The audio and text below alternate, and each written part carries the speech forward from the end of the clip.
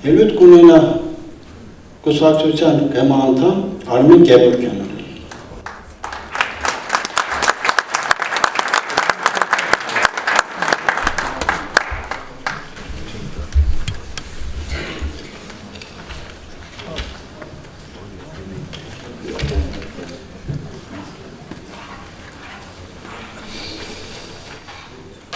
Մեծարգող նախագահ, հարգարժան նախագահող,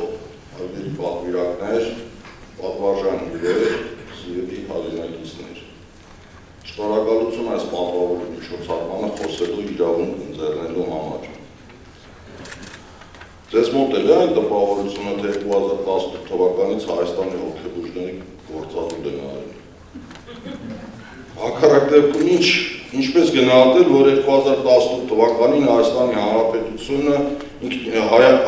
Հանրապետության ինքնիշխանությունը կասկածի նշույլ իսկ չի ունեցել, իսկ հիմա դա գոյաբանական մարտահրավեր է դարձել։ Մեր ինքնիշխան տարածքի ավելի քան 200 քառակուսի կիլոմետրը Հայաստանի իշխանությունների վերահսկողության տակ չէ։ Ավելին, այսօր ամբողջ Սյունիքի մարզն են Հայաստանի իշխանությունների վերահսկողությունից դուրս մնալու սպառնալիքի տակ։ 2018 թվականին Արցախի Հանրապետությունն իր ողջ տարածքով եւ անվտանգության գոտիներով հայկական վերահսկողության տակ էր։ Այսօր այն արդեն ոչ միայն հայկական վերահսկողության տակ չէ, այլև գեթ մեկ հայ այդ տարածքում չի մնացել։ Դեռևս կանգուն են մեր եկեղեցիները ու շարժանները, մեր տներն ու գերեզմանները, բայց մեր հոգատարության ներքո չեն, անձամբ այսօրվա իշխանության ղեկավարի գլխավոր մեղավորությամբ։ Այո, 2018 թվականին էլ խաղաղության պայմանագիր չկար, բայց 1994 թվականից կար հրադադարի պայմանագիր և խաղաղության շուրջ բանակցությունների գործընթաց, միավորված ազգերի կազմակերպության հովանու ներքո, 3 գերտերությունների, Ամերիկայի Միացյալ Նահանգների, Ֆրանսիայի և Ռուսաստանի համանախագահությամբ ու երաշխավորությամբ։ Այսօր բանակցությունների այդ ձևաչափը լուծարված է։ Խաղաղության պայմանագրի շուրջ բանակցությունները, եթե դա կարելի ասել խաղաղության պայմանագրի շուրջ բանակցություններ անվանել, մեզ հետ 30-ամյա հակամարտող կողմն է, Ադրբեջանն է այսօր մեր խաղաղության ճակերտավոր երաշխավորը։ Սա է գժանոցը, բարեկամներ, գժանոցը։ 30 տարի բանակցություն և 30 տարի խաղաղ ապրում էինք երկու հայկական պետություններում, բայց եկավ մի պատուհաս և որոշեց դուրս գալ բանակցություններից։ Ինչ է նշանակում բանակցություններից դուրս գալը։ Դա նշանակում է, որ դադարում է հրադադարի պայմանը։ Այս դեպքում 94 թվականից գործողության մեջ մտած պայմանը։ Եթե այլևս հրադադարի պայմանագիրը պայմանը չի գործում, բնականաբար անխուսափելի են դառնում պատերազմական գործողությունները։ Բարեկամներ, ուրեմն 2018 թվականին այս ամենը շատ հստակ գիտակցել է իշխանության եկածը։ Այն, որ ասում ենք պատերազմը նա է հրահրել, հենց սա նկատի ունենք։ Որքան էլ կռուծիկներ անեն, միևնույն է, իրողությունը մնում է իրողություն։ Միջոցառմանը գործածում կռուծիկ բառը քիչ հետո կասեմ։ Բարեկամներ, պատերազմի հրահրումը մեծագույն հանցագործություն էր Հայաստանի ու Արցախի քաղաքացիների նկատմամբ։ Ասեմ ինչու է հանցագործություն։ 2 ամիս առաջ, դեկտեմբեր ամսին Հայաստանի իշխանությունը ընդդիմության 4 տարվա ճնշման ներքո ի վերջո ստիպված եղավ հրապարակել 2018-19 թվականներին բանակցությունների սեղանին դրված խաղաղության փաստաթուղթը։ Այդպիսով հաստատվեց, որ 2019 թվականին Մինսկի խմբի կողմից Հայաստանի իշխանություններին ներկայացվել է խաղաղության ծրագիր։ Սա նշանակում է, որ ներկայացված խաղաղության ծրագիրը Ամերիկան, Ֆրանսիան և Ռուսաստանը իրար հետ նախապես համաձայնացրած են եղել։ Սակայն Հայաստանի իշխանության ղեկին հայտնված անձը խաղաղության այդ ծրագիրը թաքցրել է մեր ժողովրդից։ Եթե հիշում եք, այդ ժամանակ նա հայտարարում էր, որ ոչ մի բանակցող փաստաթուղթ չկար։ Եվ միայն 2 տարի հետո 21 թվականին Մինսկի խմբի նախկին համանախագահներից Պապովի, Ռուսաստանի Դաշնության արտգործնախ խաղաղության կայքում հրապարակած հոդվածից իմացվեց, որ 19 թվին բանակցվող փաստաթուղթ է եղել սեղանին։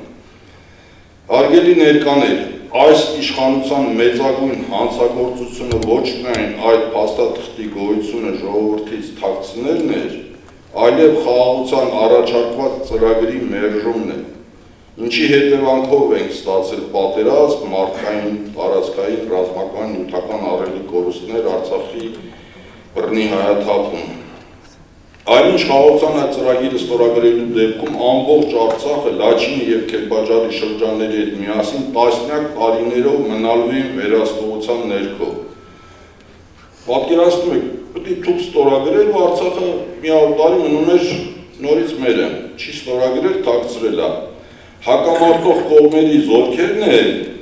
կիլոմետրերով հետ էին քաշվելու դեպի թիկուն, այսինքն ռազմաճակատի գիծ չէր լինելու։ Այստեղ տեղակայվելու էին ՄԱԿ-ի անվտանգության բազմաց խաղաղապահ ուժեր, որոնցից ընդամենը մի մասն էր ռուսական, դա տարբեր ազգերի ներկայացուցիչներ պետք է լինեին։ Այսինքն Արցախի անվտանգության գոտու 5 շրջանները, այսպես կոչված գրավյալ տարածքները, ոչ թե անմիջապես էին հանձնվելու Ադրբեջանին, այլ հանձնվելու են խաղաղապահ ուժերի վերահսկողությանը։ Խաղաղապահ ուժերն այդ գրավյալ տարածքներում մնալու էին մինչև հայ և ադրբեջանցի ժողովուրդների միջև բարիդրացության հաստատվելը։ Հասկանում եք, չէ, թե հայ ու ադրբեջանցի ժողովուրդների միջև բարիդրացության հաստատումը քանի տարի էր տևելու, 10 տարի էր տևելու, 20 տարի էր չէինք բարիշելու։ Ասվածը նշանակում է, որ առնվազն 50-100 տարի ևս Արցախը մնալու էր արցախցիների։ Ահա այս ծրագիրն է մերժել Հայաստանի ղեկին հայտնվածը։ Դրանից հետո Հայաստանի միանձնյա իշխանությունը հրաժարվել է ամբողջությամբ կատարել 20 թվականի նոյեմբերի 9-ին իր իսկ ստորագրությամբ ստացած պարտավորությունները, մասնավորապես հրաժարվել է Ռուսաստանի վերահսկողությամբ Ադրբեջանին Հայաստանի միջոցով Նախիջևանին անցուղի տալուց։ Այդ էր պատճառը, որ կորցրեցինք Լաչինի միջանցքը պահելու միջազգային իրավունքը։ Լաչինի միջանցքը ունեցել է միջազգային կարգավիճակ։ Դա չպետք է տար, բայց դրան համարժեք մենք պետք է Ադրբեջանին անցնելու ճանապարհ տայինք։ Այն մնացածը, որ ասում են ռուսները, էլի կռուցի տա, այդ էլ կասեմ հետո։ 22 թվականի հոկտեմբերի 6-ին Պրահայում ստորագրեց Արցախի վերջնական հանձնման փաստաթուղթը։ Եթե Պրահայում ստորագրեր, Արցախի լուծարուն տեղի չէր ունենա։ Հայրենակիցներ, հենց սա է իշխանությունը երկարաձգելու սրանց գլխավոր մոտիվացիան։ Իրենք գիտակցում են իրենց կատարած հանցագործությունը, որովհետև այստեղ մեր երկրում իշխանությունը գործունելուց հետո նրանք հայտնվելու են Հայաստանի Հանրապետության դատարաններում, ոչ թե Բաքվի։ Հիմա նրանք ծառայում են այն օտար ուժերին, որոնք իրենց չեն դատելու։ Սա է նրանց այսօրվա վարած հակահայկական քաղաքականության մոտիվացիան։ Նույնիսկ ավելորդ եմ համարում ասել, թե ինչպես պետք է վարվենք առաջիկա ընտրություններին։ Եկեղեցու մասին։ Ինչու է հայ առաքելական եկեղեցին անջատ պետությունից։ Գիտեք, օրենքով անջատ է պետությունից, սահմանադրությունով անջատ է եկեղեցին պետությունից։ Դա առաջին հերթին նշանակում է, որ Հայաստանը աշխարհիկ պետություն է, այսինքն կրոնապետություն չենք մենք, ինչպես Իրանի իսլամական հանրապետությունը։ Բայց ինչու է այսօր, որպես կառույց, եկեղեցին թիրախավորված հատկապես թշնամի պետությունների, նաև այս իշխանությունների կողմից։ Որովհետև, սիրելի հայրենակիցներ, եթե պետությունը վերանա Աստվածաշանի, ինչպես դա եղել է մեր պատմության շուրջ 600 տարիների ընթացքում, եկեղեցին է, այս կառույցն է, որ ամբողջ հայությանը համախմբված է պահել։ Ու եթե հանկարծ լուծարվի, նորից մեր եկեղեցին պետք է համախմբի ու պետություն ստեղծի։ Ուստի եկեղեցու թիրախավորումն անմիջականորեն ուղղված է պետության կազմալուծմանը, ինչին ականատեսենք 18 թվականից։ Եկեղեցին քանդում են, որ պետությունը հանգիստ քանդեն, եկեղեցին չկարողանան քանդեն, պետությանը չեն կարող քանդեն։ Նորից հիշեցնեմ, որ ավելորդ եմ համարում, թե ընտրություններին ոնց պետք է վարվենք։ Հիմա կրուցիտի մասին։ Եվ այսպես, ինչու այս պատվավոր դահլիճում կրուցիտ բառն օգտագործեցի, որովհետև կրուցիտը հասարակությանը զանգվածային մոլորության մեջ պահելու գործիք է։ Կրուցիտը ֆրազնելը ամենացածր մակարդակի խաբեությունն է։ Կրուցիտով խաբել հնարավոր է միայն մտավոր կարողությունների հետ խնդիրներ ունեցող կամ ստորագույն կամ պարզապես անտեղյակ մարդկանց։ Անտեղյակ մարդկանց առումով խնդիրը հեշտ է։ Այսինքն նրանց, ում մենք համարում ենք տգետ, նրանց հետ հեշտ է, որովհետև տգիտությունը ըստ էության ինֆորմացիայի պակասն է։ Մարդուն տալիս է ճիշտ ինֆորմացիա եւ մարդը տեղում դադարում է լինել տգետ։ Անձնական փորձով եմ համոզվել, որ միջին վիճակագրական Նիկոլականին ճշգրիտ ինֆորմացիա փոխանցելու դեպքում մարդը դառնում է մեր նման սովորական մարդ։ Վերջին հաշվով բոլոր Նիկոլականների դավաճաններ չեն, բոլոր իշխանություններից փող չեն ստանում կամ գրանտակերներ չեն։ Պարզապես հայրենասիրությունը նրանց աղավաղված է մատուցվել։ Ինչ են իրենցից ներկայացնում 15 թվականից առ այսօր հասարակությանը պարակտող գործընթացները, իրականում տեղի ունենում մոլորյալների հավաքագրում, կրթությունը նորաձև է շարժումը վկա։ Բայց խնդիրն այստեղ մի քիչ այլ է, սրանք իրենց լրատվական ռեսուրսներով հասանելի են մեր բնակչության առնվազն 80%-ին, մոտ 2 միլիոն մարդու իրանք ամեն օր խաբում են։ Այդ ռեսուրսներ են, դե ամենահասանելի հմեկը, հեռուստառադիոալիքները, լրատվական կայքերն ու մամուլը իրենց քաղաքագետ կամ վերլուծաբան կոչվածներով։ Նրանք 24 ժամ ամբողջ 2 միլիոն մարդու խաբում են։ Սոցցանցերը, ֆեյքերի ֆաբրիկաներով, նաև ըստ պրոֆեսոր Արտուր Խաչիկյան կա, որ փաստաթղթեր հրապարակեց ամերիկյան, որ Հայաստանում այսինքն այդ հկներից ստացող հկների միջոցով փող ստացող 2300 ստատուս գրող կա Facebook-ում, որոնք նույն հետիդո ագենտներն են, որ ուրիշ երկրներում կա օրենք, օրինակ Ալեն Սիմոնյանը վերջերս որ հարցազրույց էր տվել Դոժձին, այդ աղջիկը 8 տարի դատապարտվեց որպես ինոագենտ։ Այս մարդիկ փող են ստանում իրանց երկրի համար,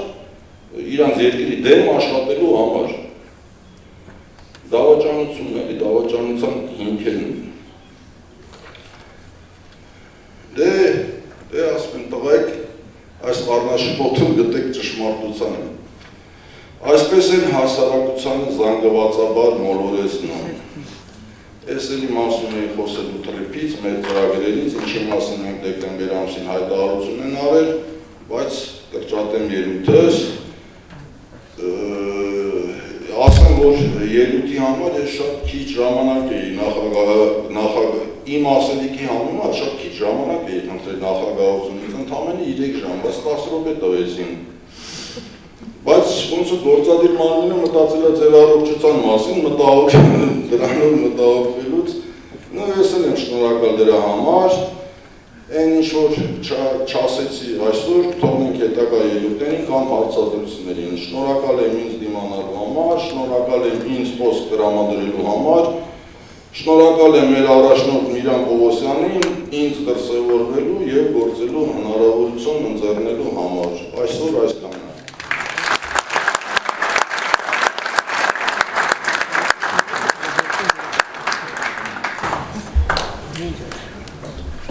Արգելի կուսակիցներ, հյուրեր,